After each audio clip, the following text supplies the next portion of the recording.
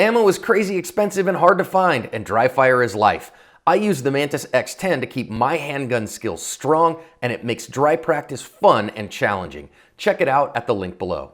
Hello everyone, Brian Hill with the Complete Combatant, and today is your Mantis Dry Fire Monday, brought to you by Active Self Protection Extra. We're going to work on a drill that they have inside your Mantis program, which calls Hostage Rescue, and it's an interesting drill that has some unique results for you. And I wanted to give some of you some help on it because I've heard some people really having a hard time with it, especially at the advanced level, because it's kind of, the part-time's pretty spicy for most people. So we're going to figure out how to work through that.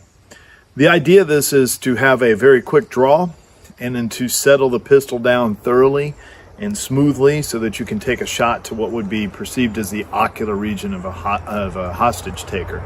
So you're shooting a very small target from a fast draw, and it has a par time and then a score. The minimum score on the hostage rescue is 85, and the par times drop from 4 seconds to 2.5 to 1.7. Whenever we draw our pistol, we should always be doing it with a sense of urgency because it's merely an administrative task. If I need my pistol as the armed citizen and it's in concealment, I probably need it full speed. There is one exception to that rule. It may be a surreptitious draw where I don't want anybody to see it, but that is a very small likelihood for us as the armed citizen, so mostly we'll draw at full speed. And as we draw, the speed is a part of the problem with shooting well, especially to far targets or small targets or very refined targets. So we have to learn how to bleed that speed off. The last part of our draw stroke, we want it to be nice and smooth and just let all the energy stop and then the sights come to rest. And either one or two things then. If the sights are where we want them, press the trigger. If they're not, we continue to correct, and then we press the trigger. Simple process. I want to practice this like this. I'm going to turn sideways so you guys can see.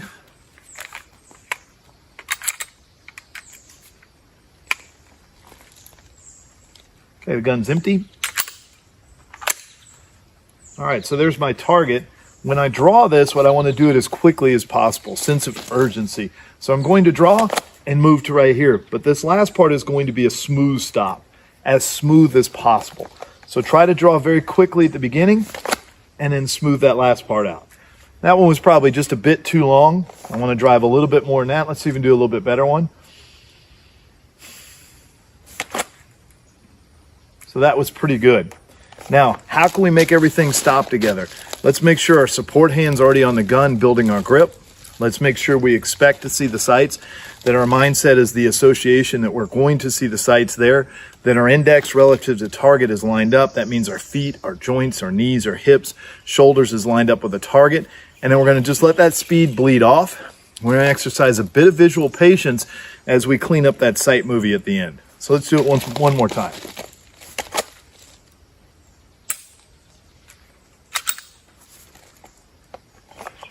So that was a pretty good one. As you can see, it just kind of bled off at the end, and then I just let everything smooth out and I press the trigger. 4 second par time shouldn't be hard for most of you.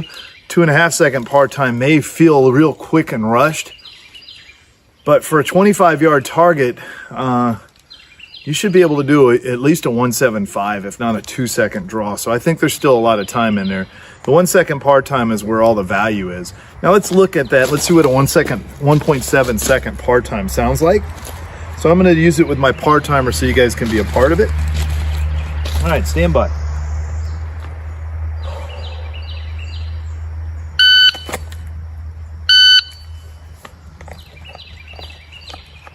So you guys see I have a lot of time at the end of that, and all I want the time for is to do the aiming.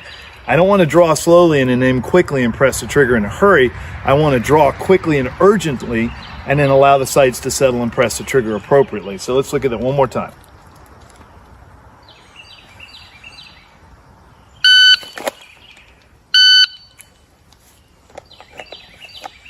So everything's lined up, it's good to go. Let's talk about pressing the trigger. You should be pressing it precisely. You want to feel both sides of it. You want to be connected to it. You want to prep until that trigger actually releases. Your vision should be focused exactly where you want that dot or your front sight to end up, and you're correcting until you see that as you're prepping the trigger. That's going to keep you really moving well. I drew what my aiming looks like. So this crazy line here is what I copied off the MantisX program. That's what it looked like when I settled. That doesn't look like anybody's explanation of aiming I've ever heard in class. So what's going on is we have a lot of movement. We have to bleed it off. We have to let it slow down, and we have to equal the forces. So as we draw here, we want all that last part to come into play. Even if you don't do hostage rescue, and most of us won't, if we ever had to do it, we want to be really competent at this, that we can make a shot like that, because the risk is inherent. You know, you're really risking something that is a tremendous amount of pressure. So what a great practice drill. For most of us, it'll simulate maybe shooting a B8 at 25 yards.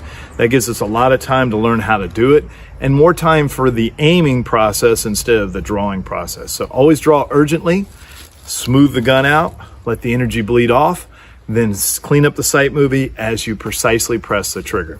Thanks, guys. Hope that helps you. Get to work on it. Let me know how your scores are coming along, and it'll be a great practice for the MantisX. All right, thanks for watching Active Self-Protection Extra. I'm Brian Hill with the Complete Combatant, and as always, measure, refine, and perform.